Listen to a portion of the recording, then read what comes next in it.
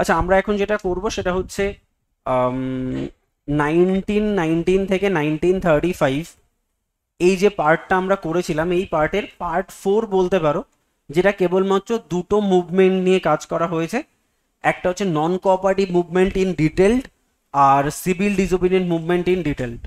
তার মানে হচ্ছে নন কোঅপারেটিভ মুভমেন্ট যখন চালু হয়, সেই 1920 নন কোঅপারেটিভ মুভমেন্ট, তার এফেক্ট কি আর কোথায় কোথায় তার এফেক্ট দেখা গেছে সেটা আমরা এখানে পড়বো। আর সিভিল ডিসোবিডিয়েন্ট মুভমেন্ট যেটা চালু হয় 1930-তে, তার এফেক্ট কোথায় দেখা গেছে সেটা আমরা এখানে পড়বো। দেখো, মেইনলি তুমি যদি এখানে দেখো, তো ইউনাইটেড প্রভিন্সে আমরা দুটো জিনিস দেখতে পাচ্ছি। একটা হচ্ছে বাবা রামচরণ এবং মাদারি পাসি, ওই কন্টেম্পোরারি টাইম ফ্রেমে তোমার একটা বিদ্রোহ হয়, যেটাকে ধরে নেওয়া হয় যে this is the part of non cooperative movement বা স্প্রেডও বলা যেতে পারে। 1921-এ প্রেজেন্ট লিডার বাবা রামচরণ, তিনি একটা কিষাণ মুভমেন্ট করেছিলেন। কাদের এগেনস্টে? তালুকদার, মার্চেন্ট, তাদের এগেনস্টে। এবং তার যে অর্গানাইজেশন সেটা হচ্ছে কুর্মী ক্ষত্রিয় সভা। তাহলে কুর্মী ক্ষত্রিয় সভা, এর থ্রু দিয়ে উনি তালুকদার বা মার্চেন্টদের এগেনস্টে যে বিদ্রোহ করেন, সেটাকে গান্ধীজির এফেক্ট তার হৃদয়ে বলে ধরে নেওয়া হয়। তো সেই জন্য এটাকে আমরা স্প্রেড অফ নন কোঅপারেটিভ মুভমেন্টের মধ্যে রেখে থাকি, যেটা ইউনাইটেড প্রভিন্স বা উত্তরপ্রদেশে হয়েছিল। এছাড়া মাদারি পাসি খুবই খুবই খুবই ইম্পর্টেন্ট নাম। 1921, 1922-তে একা মুভমেন্ট করেছিল। আমরা আইএনএম এর একদম লাস্ট ক্লাসে পড়বো অনেকগুলো মুভমেন্ট। দেখবে আমরা লাস্ট ক্লাসে non tribal movement, tribal movement, labour movement এবং প্রিজেন্ট মুভমেন্ট পড়বো। তার মধ্যে একটা মুভমেন্ট হচ্ছে তোমার এই প্রিজেন্ট মুভমেন্ট, ঠিক আছে, যেটা তোমার কোন কোন জায়গায় হয়েছিল আমরা দেখবো। ওখানে লেখা রয়েছে এই হরদই, বারবাকি, উত্তরপ্রদেশের এই দুটো পার্টিকুলার প্লেসে এই বিদ্রোহটা হয়েছিল, যেটা মাদারি পাসি লিড করেছিলেন, যেটা এক ধরনের প্রিজেন্ট মুভমেন্ট। তাহলে উত্তরপ্রদেশে দুটো ফ্ল্যারিশ আমরা দেখতে পাচ্ছি, যেটা নন কোঅপারেটিভ মুভমেন্টের একটা এফেক্ট বলে ধরে নেওয়া হচ্ছে। পাঞ্জাবে মেইনলি যে মুভমেন্টটা হয়েছিল তাকে বলা হয় গুরুদ্বার মুভমেন্ট, ঠিক আছে। দেখো, শিখদের যে গুরুদ্বার, সেইটা নিয়েই মেইনলি যে মুভমেন্টটা হয়, সেটাও ধরে নেওয়া হয় গান্ধীজির নন কোঅপারেটিভ মুভমেন্টেরই এফেক্ট। যেখানে দেখো, খট্টার সিং ঝাব্বার, মাস্টার তারা সিং এবং বাবা খড়ক সিং, এই তিনজন একটা তোমার অর্গানাইজেশন তৈরি করে, যাকে বলা হয় শিরোমণি গুরুদ্বার প্রবন্ধক কমিটি, এসজিপিসি। তো এই তিনজন আলটিমেটলি এই কমিটিটা তৈরি করেন।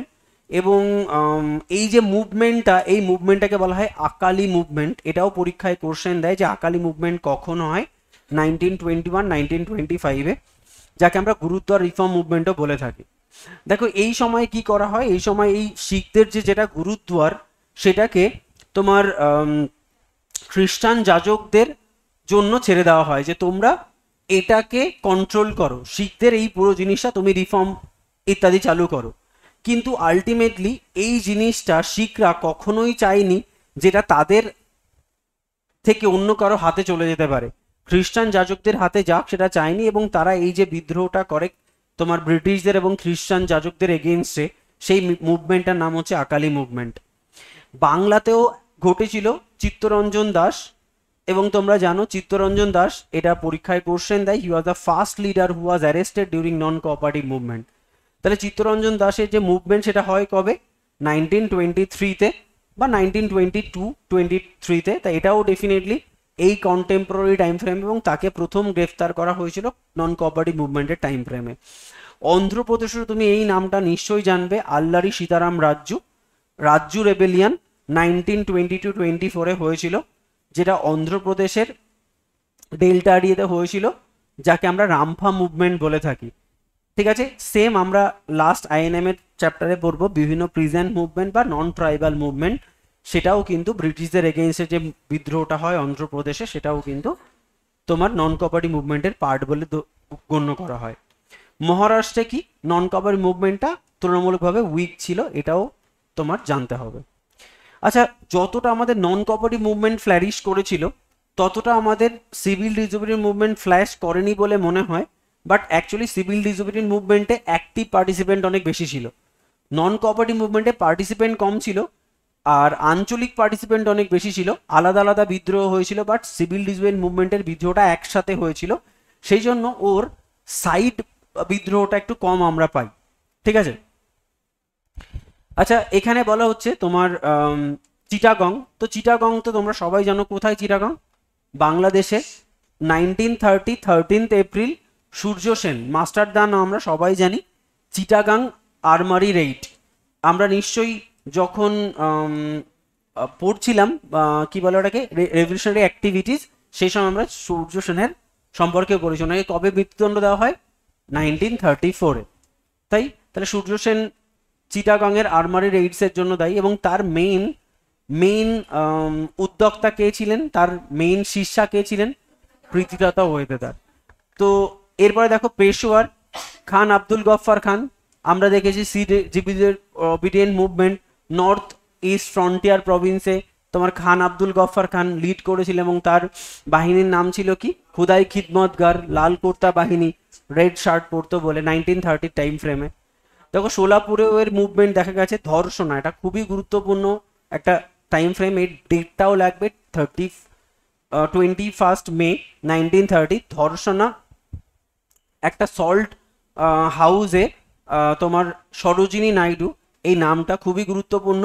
যে ধর্ষণা, যে সত্যাগ্রহ বলতে পারো, ধর্ষণা মুভমেন্ট বলতে পারো, ধর্ষণা তোমার সল্ট প্লিডার বলতে পারো, প্লান্ডার, যা খুশি। তো এটা কি ধর্ষণাতে হয়েছিল, খুব গুরুত্বপূর্ণ। দেখো এই সরোজিনী নাইডু, তাকে হেল্প করেছিলেন ইমাম সাহেব এবং মানিকলাল গান্ধী।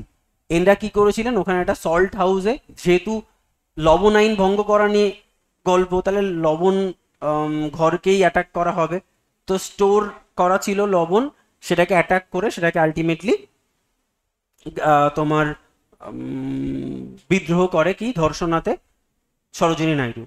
দেখো মাদ্রাজ এবং কেরালা, রাজা গোপালাচারী আর কে কেলাপ্পান, এনরা কি জাস্ট একটা মার্চ করেছিলেন, মানে অনেককে নিয়ে একটা হয় না তোমার পদযাত্রা, তো সেরকম ভাবে ওনরা এই মাদ্রাজে এই পদযাত্রাটাকে লিড করেছিলেন তোমার রাজা গোপালাচারী, তিরুনেলভেলি থেকে বিদ্যারান্না, আর ইনি তোমার কেরালার দেখো কালিকট থেকে পাইনুর, এই প্লেসটায় উনি একটা বিরাট মার্চ পার্সের ব্যবস্থা করেছিলেন। তো এইভাবে আলটিমেটলি আমার সিভিল ডিসোবিডিয়েন্ট মুভমেন্ট বা তোমার নন কোঅপারেটিভ মুভমেন্টের আলটিমেটলি শেষ হচ্ছে। ঠিক আছে।